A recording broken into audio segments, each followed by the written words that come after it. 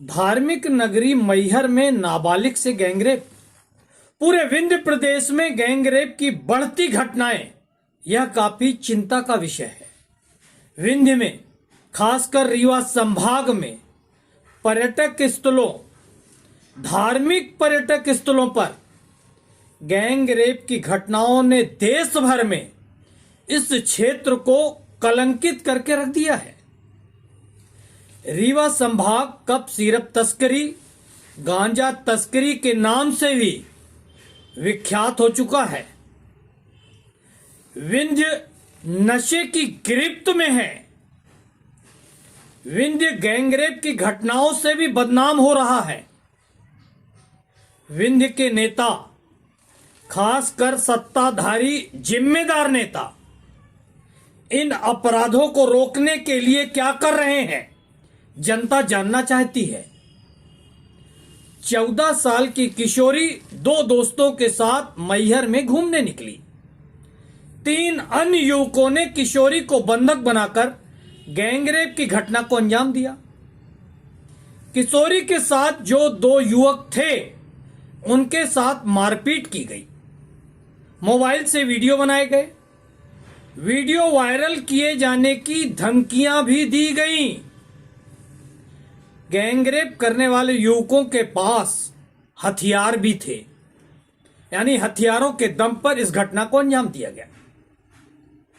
एक अन्य घटना रीवा में राजनिवास सर्किट हाउस में नाबालिग किशोरी के साथ गैंगरेप की घटना घटित हो जाती है। अभी हाल ही में इस घटना के आरोपियों में एक कथित धार्मिक महंत सहित 5 लोगों को न्यायालय ने उम्र कैद की सजा सुनाई है। तीसरी घटना रीवा में ही 12वीं की छात्रा को किडनैप करके 8 दिनों तक बंधक बनाकर गैंगरेप की घटना को अंजाम दिया गया। छात्रा की तबीयत बिगड़ने पर उसे उसके घर के सामने फेंककर आरोपी भाग गए। इस घटना में मुख्य आरोपी दीपक द्विवेदी का नाम सामने आया है।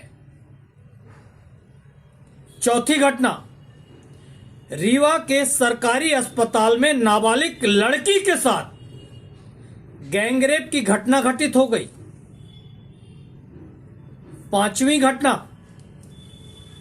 रीवा में भैरव बाबा धार्मिक पर्यटक स्थल घूमने गए पति पत्नी, वहां पति को पेड़ से बांधकर पति के सामने ही 8 लोगों ने पत्नी से किया गैंगरेप। पूरी घटना का वीडियो भी बनाया गया आरोपियों द्वारा। 6वीं घटना रीवा के क्योटी वाटरफॉल में एक युवती अपने दोस्त के साथ घूमने पहुंची। वहां उपस्थित युवकों ने लड़की को निर्वस्त्र कर 15 मिनट तक वीडियो बनाते रहे। यह युवक और युवती गिड़गिड़ाते रहे। इनसे रुपए भी ऐंठे गए। बाद में इनके वीडियो भी वायरल कर दिए गए। 7वीं घटना सीधी में नाबालिग छात्रा से 4 युवकों ने किया गैंगरेप। पुलिस ने 10-10 हजार का इनाम आरोपियों की गिरफ्तारी पर घोषित किया। 8वीं घटना सिंगरौली में 2 नाबालिग बहनों के साथ गैंगरेप। अब याद कीजिए, जुलाई 2025 मुख्यमंत्री मोहन यादव रीवा में थे। स्थान था कृष्णा राज कपूर ऑडिटोरियम। कार्यक्रम था रीवा का पर्यटन कॉन्क्लेव। मुख्यमंत्री मोहन यादव कह रहे थे, विंध्य में पर्यटन के विकास की असीम संभावनाएं हैं। मुख्यमंत्री जी, विंध्य के पर्यटक स्थलों की घटित यह घटनाएं जनता को झकझोर देती हैं। कैसे लोग पर्यटक स्थलों पर घूमने आएंगे? है कोई उनके सुरक्षा की गारंटी? है कोई इन शर्मसार करने वाली घटनाओं की जिम्मेदारी लेने वाला? उप मुख्यमंत्री राजेंद्र शुक्ला ने रीवा के ही कार्यक्रम में मुख्यमंत्री के सामने कहा, रीवा का पर्यटन कॉन्क्लेव इतिहास के पन्नों में दर्ज होगा। राजेंद्र शुक्ला जी, आप असलियत देखना चाहेंगे? गूगल पर सिर्फ इतना लिखिए, रीवा में गैंगरेप। एक एक करके इतनी सारी घटनाओं के खुलासे सामने दिखने लगते हैं। मंच के माइक से चाहे जितने विकास के बखान कर लीजिए, मगर यह भी कड़वा सच है, रीवा सहित समूचा विंध्य गंभीर अपराधों की जकड़ में डूबता जा रहा है।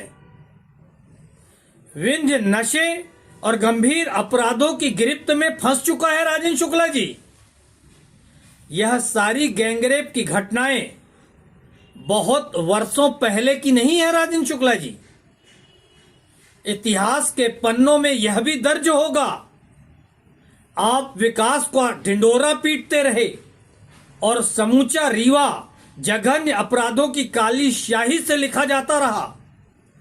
हाँ, इन जघन्य अपराधों की जिम्मेदारी कभी सरकार ने नहीं ली, सरकार के किसी भी नुमाइंदे ने इसकी जिम्मेदारी आज तक नहीं ली।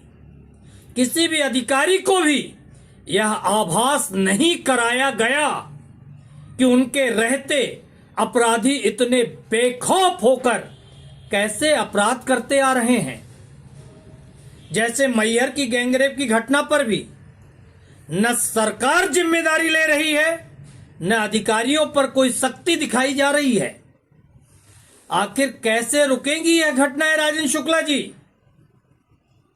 रीवा के लोग, खासकर विंध्य के लोग आपसे जानना चाहते हैं कि सरकार में आपके रहते हुए विंध्य में इतने अपराध कैसे बढ़ गए, कैसे बढ़ रहे हैं इतने अपराध।